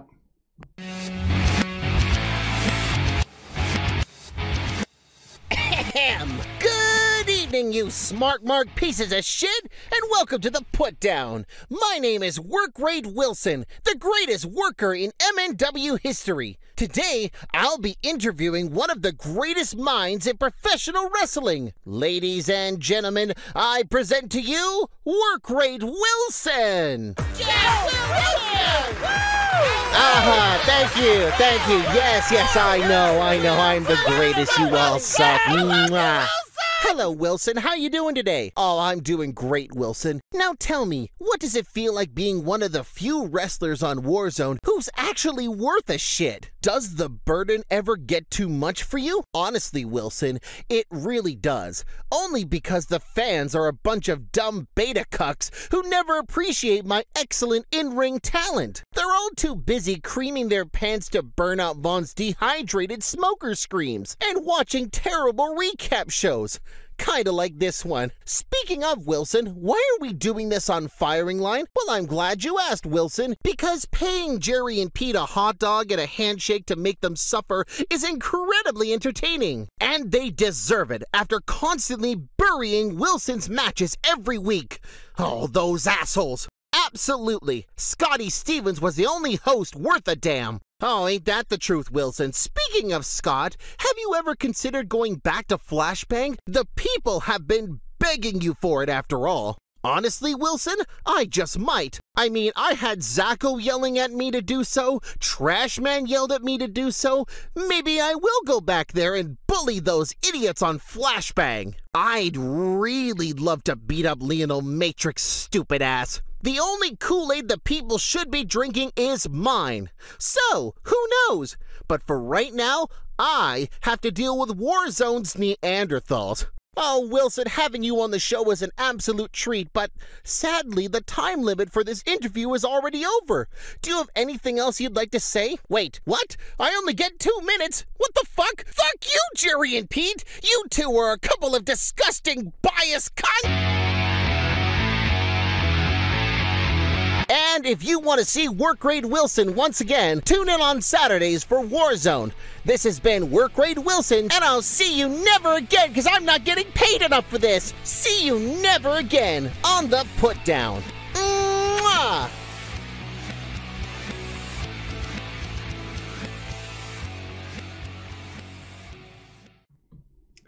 Yeah. You okay there? You okay there, Joe? I can't tell whether I'm impressed or livid. Because I think it's the shock, and you're not quite sure which yet. Here, hey, Joe, here. Here's some of my squash roast. I'm trying to get off of caffeine. Okay. Sorry. Yeah, and the blood rage might be a bit much. I got my water right here, nice and cold from the fridge. Okay, fair. Anyway, well, that's what we got. I do have one more question. Mm-hmm. How did you get my music? Boy. That's like, I have the only copy in the entire production truck. That's a now I'm worried. Because if you got that, what else does he have? Brad. Joe, you go ahead and deal with Brad. He has the guilty look. Oh no. Okay, well. Yeah, I'm looking right at you, bud. Yeah. All right. Well, you know what, Joe? Try not to rub his nose in it too much. Yeah, that's. So here, that's fine. Since there was no Warzone, I mean, we're pretty much at the end of the show. So I mean, yeah, we don't have a whole lot else to cover, really. We've talked to the people. We've covered the matches. We've done the interviews. Yeah. So you know what? I think it's time for the wrap up. So, ladies and gentlemen, join us for Friday Night Flashbang tomorrow night. As we've said, Warzone is on hiatus until they get the paperwork worked out. So for Joe Mojo and Pete McPherson, I'm Jerry Aldini. Good night. Because now we're above game. And okay. Now you can really say what you thought, Joe. I was fucking dying the entire time. He was actually. As soon as I pressed play and he realized what was going on, he literally was just laughing his head off. Oh my fucking god, I loved it so much. Travis, I'm getting you back. You piece of shit, I'm getting you back. Now, to be fair, I suggested this to Travis. Yeah, but here's the thing. Here's the thing. Mm-hmm. I get when he did the call out episode with oh crap, I can't remember who it was. When he did it, I gave him the intro, mid, and outro songs, and I regret that. So you did somewhat. So you played yourself this week. Okay, yes, now, I did. Hang on, because Joe, that's not the only thing Travis did this week. Oh fuck! Okay, ready? Okay, I'm ready. So ready. Travis sent me a few things. One of them was this. Monkey! Here we go.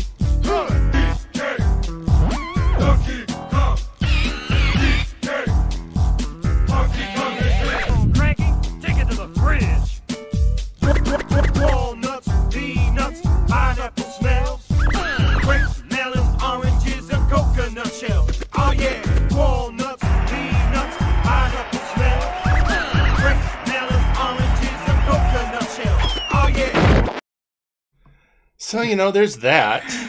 Oh, fucking Christ. I saw that in the voice text channel on Friday night.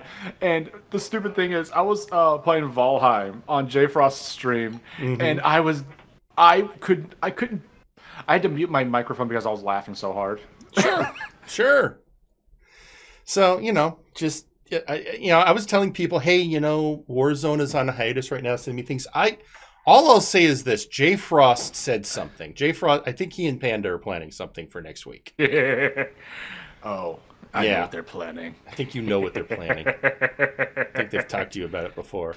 Hey guys, while Warzone's down, if you want to send me goofy stuff like that, you want to send me a Firing Line specific promo, you want to send me any crazy stuff you come up with, and we need to fill the airtime. There was another thing. Actually, there's something I could kind of you got share. I could send to you. Yeah, you can send to me. Hey, while you're doing that, There was one other thing that kinda happened. Kinda. And I think it was a Travis thing. Tell you what, Tim, while you're sending me that thing, I'll play this thing that I got sent. The thing. The thing. The thing.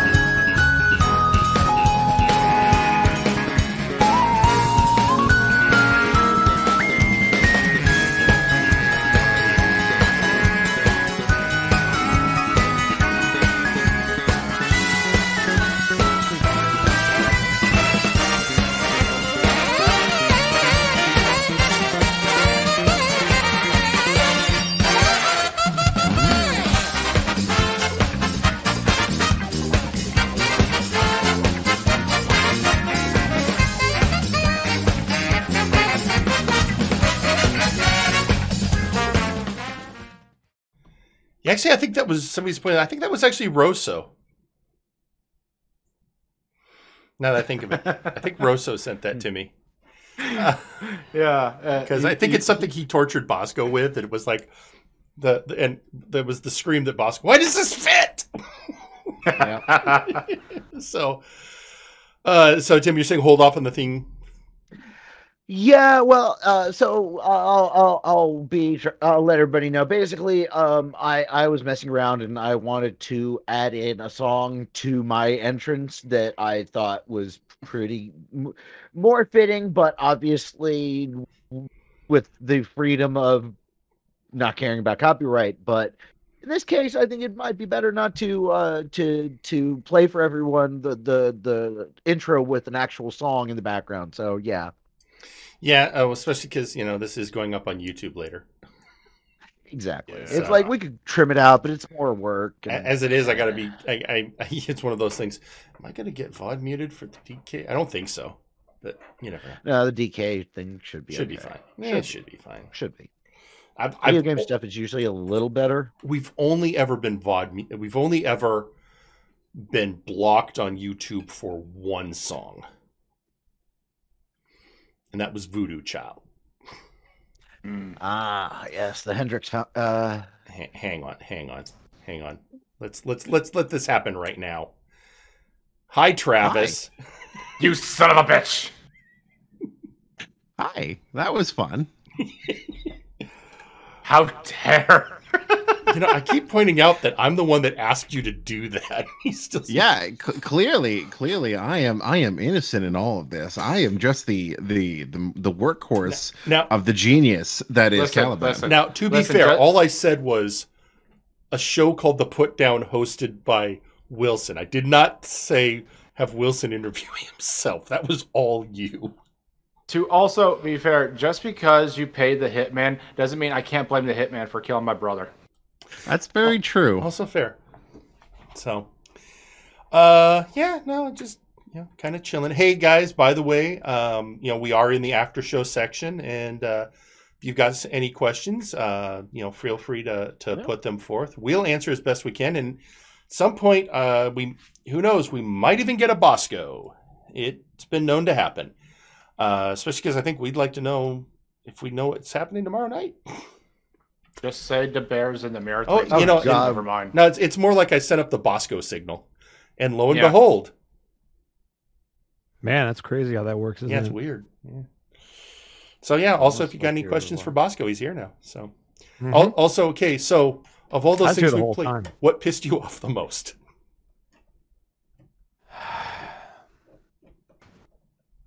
Probably Simon winning. Okay, wasn't even anything that Travis or I did. Jokes. I'm sorry, I misunderstood the question. Yeah, no, I meant of the various added gags. I hate that Rosso's thing worked. Yeah. I hate him. I hate that he stole my mutant power. I hate.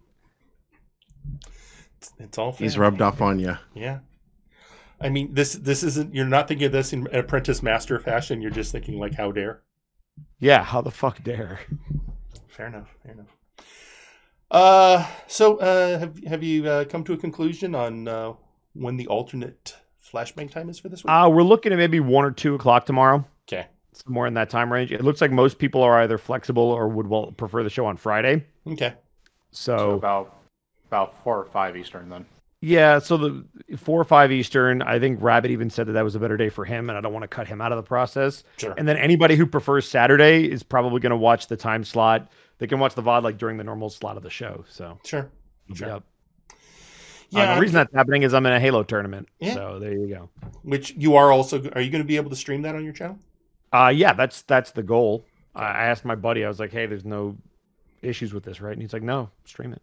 All right, fair enough. So tomorrow we find out who the next entrant into the main event at World Heavyweight. That is true. Yeah, there will be another entrant tomorrow. Also, a world title match tomorrow.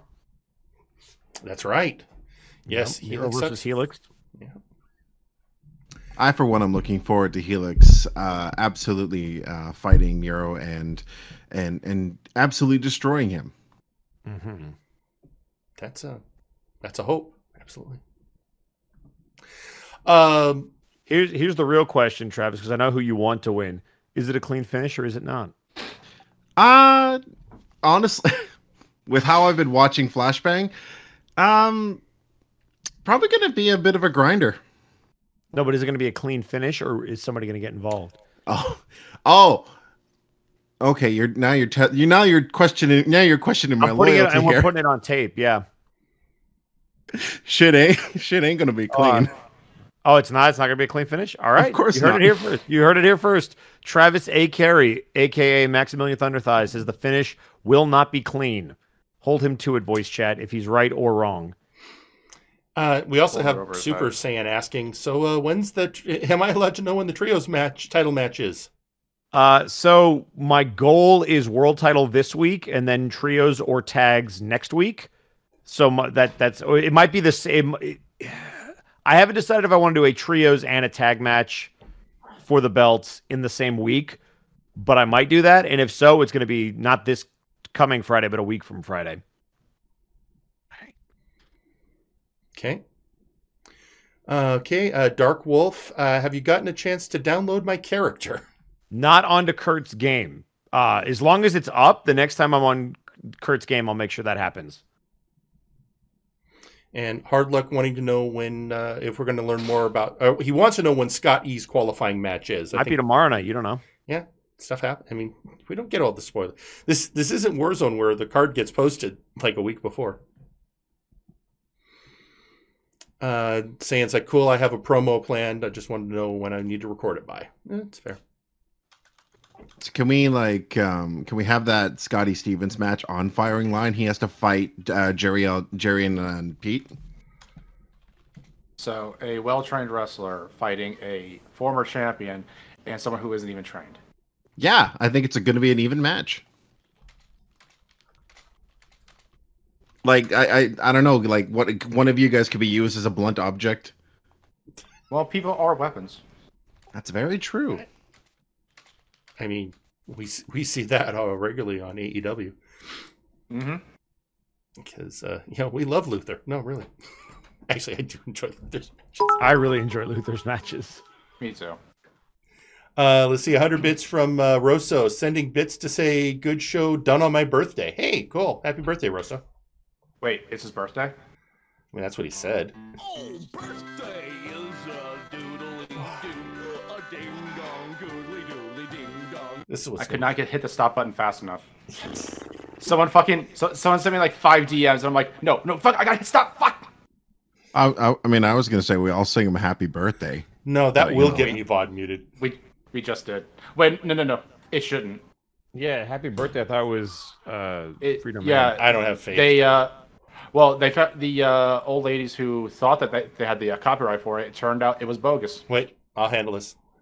Rosso, this is your birthday song. Hey guys, it isn't very I'm long. going to dip out for a sec. Sure. Yeah. There. Handled. We're good. Moving on. Any other questions? I mean, we're just filling time because, we had a little extra. Again, guys, if you got something crazy you want to send, like the stuff Travis or Rosso did, feel free. We have time right now. I assume you're trying to at least get to 8 o'clock. I'm trying to at least get to 8 o'clock, at least the next 5 minutes. Maybe, if we got questions that keep us going over, I'm fine with that. I could send you something I made a couple of days ago that was really stupid. It's 7 seconds long. I mean, I live in fear, but sure. Okay. Let's see. Now, okay. Bosco, the last, 3 weeks have been total RNG, right? Yeah. The only recorded match was Sonic versus Citric. Other than that, it's been 100% RNG. I mean, I'm actually really been impressed with how well it's worked. Yeah, I mean, we know you got your hacks. That's true, but again, it's still RNG. So, how close was it to the original story then? If it was all RNG, like I don't know how far you plan these out, but how close was it? I planned pretty far out, but because I've wanted to ease my workload and I've been going to a more RNG based thing. I have written things in a way where I don't put people in matches that I can't spin if something goes wrong. But for the most part, like Nero being in those matches, RNG, I think added some drama to it because there was a chance that RNG could screw him over and he would lose his win streak on a random episode of Flashbang. Can't remember you were sweating bullets during that. Yeah, there was... Yeah. When he didn't get tagged in that 8-man, I was like, fuck, thank you.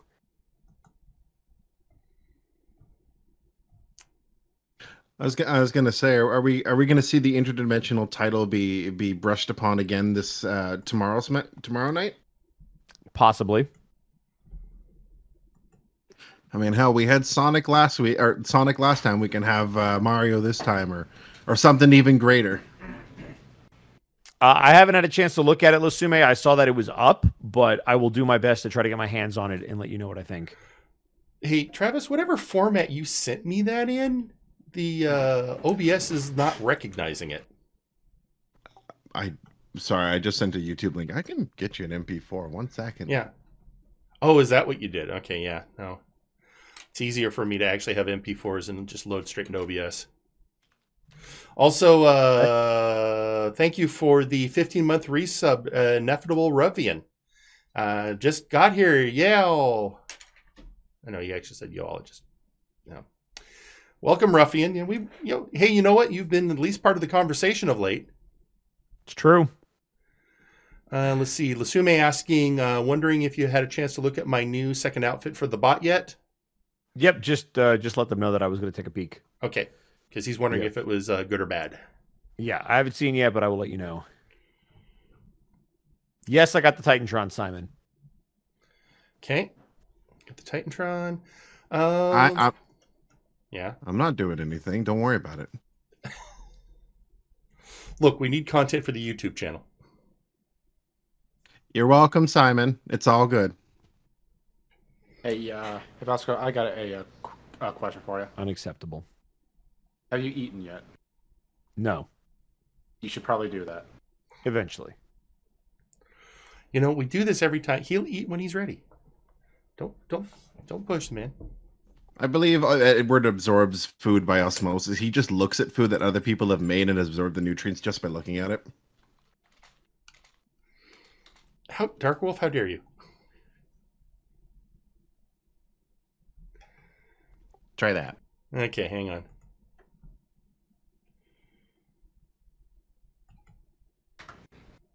I guess going on some Flashbang questions.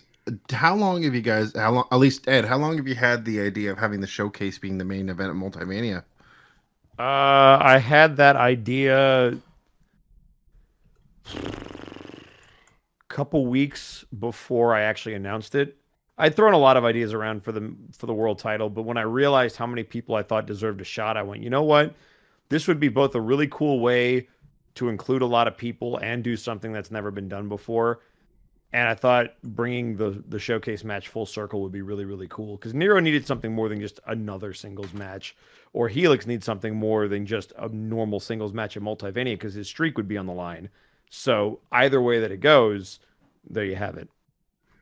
Well, it's really good because it counts down the weeks to Multivania as we add more and more people. And I announced it with exactly 7 weeks to go for that reason. Yeah. Some big... On the point of Multivania, JMP is asking, with Warzone delayed the last couple of weeks, will this push Multivania past the 4th of July weekend? To my knowledge, no, because I am planning everything around it being the 4th of July weekend. It's probably just be a really quick jump from Future Shock to Multivania. Okay. Like it might be a June Future Shock and then a July Multivania. Okay. Real quick, hang on. Joe sent me something, so I'm gonna not Joe. Fuck. I was gonna say, okay, let's see this thing Travis sent. All right, everyone, brace yourselves. Here comes the sun. Here comes the sun. Okay, I played that. I really have no one but myself to blame. I got bored one night and I was like, "Oh, I'll make something stupid." Why? Sorry, go ahead. I was just gonna say, I just like after I made the Revolos thing, I just started singing "Here Comes the Sun." I'm like, "Oh, that'd make it really funny. What if the sun came at them?" And then I made that. All right, you wanted content. I mean, I did say that. I didn't. All right. Hang on a second. I guess I can make a announcement related to some MNW stuff. To be honest, it's more associated with Kurt's speak tubing thing, but the Weary 101 is officially sponsored by G Fuel. So if anybody wants to, if anybody actually drinks that stuff and you want a code for stuff off, yeah. So one of these days we got to get a sponsor for MNW. Of course, we'll work on it. That first means somebody has to be a partner. Yeah. I mean, have you guys ever thought about just having a separate Twitch channel for MNW? Kurt wants a separate Twitch. I don't. That's basically where we stand. Fair enough. So it has been discussed. There is, in fact, a placeholder. I'll say that. Mm-hmm. I'm not going to go in more depth than that. Plus, we got YouTube. Yep. We do stuff on YouTube all the time. In fact, Ed, if you'll hang out after we go off the air, I want to talk to you about something about that real quick. Yeah, if it's quick. It is quick. It'll be real fast. I do have plans to get food, which is nice. Right. Well, and we've hit the 8 o'clock mark. I think we've hit a good point where we can wrap up the night. All right. I have a suggestion on who to raid because we don't get a chance to do it a lot. That's true. Let's do it. Who do you want to raid? Either Burnout or Yaki. Ooh, both are good choices. Both streaming, and neither one gets rated very often.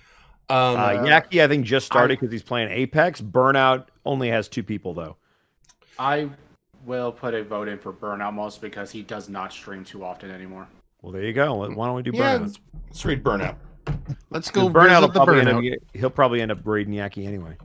That's a good point. Oh, somebody says they see Boots. I don't have Boots on my list. I don't think I do either, do I? Ah, yeah. There she is. Well, I already got Vaughn typed in. I mean, he's got it typed in. Let's just give them. Just let me have this. Okay, so hey, real quick before we do that, round the horn shilling. Travis, you don't ever stream, do you? No, I don't stream, but I guess I can make this announcement. I got a gig on with Mattel. I'm working. You can hear me in the voice of Megarex for the Hot Wheels company. I play a monster truck. Nice. Hey, is that an animated or is it a toy? It is on YouTube. It is their Tournament of Titans like show for kids. God, you're looking everything. I know, right? Cool. Mile long. That's awesome. Yeah, I'm good. Cool. Joe, what do you got coming up? Any you streams? can find me at Twitch at FartingTart, twitch.tv/FartingTart, where I believe I'm going to be streaming tomorrow. Yes, I'm streaming Yakuza 6 Song of Life, Day 1. And go ahead and check that out. It should be starting about noon tomorrow, Eastern Standard Time. That is twitch.tv/FartingTart. I have so many questions, but I'm going to let it go. It's a thing I've been doing for like 3 months now. Okay, cool. Because I have nothing to shill anymore. Tim? I'm good. Okay. Bosco, anything you want to hype up as we wrap up? Twitch.tv/Joe_Mojo, where I am the Viking Dad, and I enjoy playing Valheim with my friends. It's really cool. You should swing by the stream. And don't forget to check out... Don't JFR 747. Shut up! I'm not. Excuse you. Excuse you. You've already chilled. You've already shilled. Gosh, I'm so sorry, guys. He's very, very rude. Also, don't forget to check out. Don't forget to check out Draco and their GoFundMe page. They are trying to get out of a really rough situation. I'm sure, Tim, you probably have the link ready to go. Otherwise, I'll go grab it. But if you have any spare change and you're throwing bits at people, do consider a quick donation to Draco and the boys of Dungeons and Destiny. They are a good bunch of beans, and we are going to try to help them out. I still have plans to hopefully do a stream to get them to their limit. It's just been a little hectic. Maybe next week, one of the wrestling streams that we do, we'll do it with them in mind, and we'll put the link in the description and all that good stuff. Cool. Ladies and gentlemen, thank you for watching the Multiverse Nexus Wrestling YouTube channel. If you like this video, go ahead and drop a like, share the video, subscribe to the channel for more, and ring that bell to get notified whenever we post a new video. This has been Joe, signing out.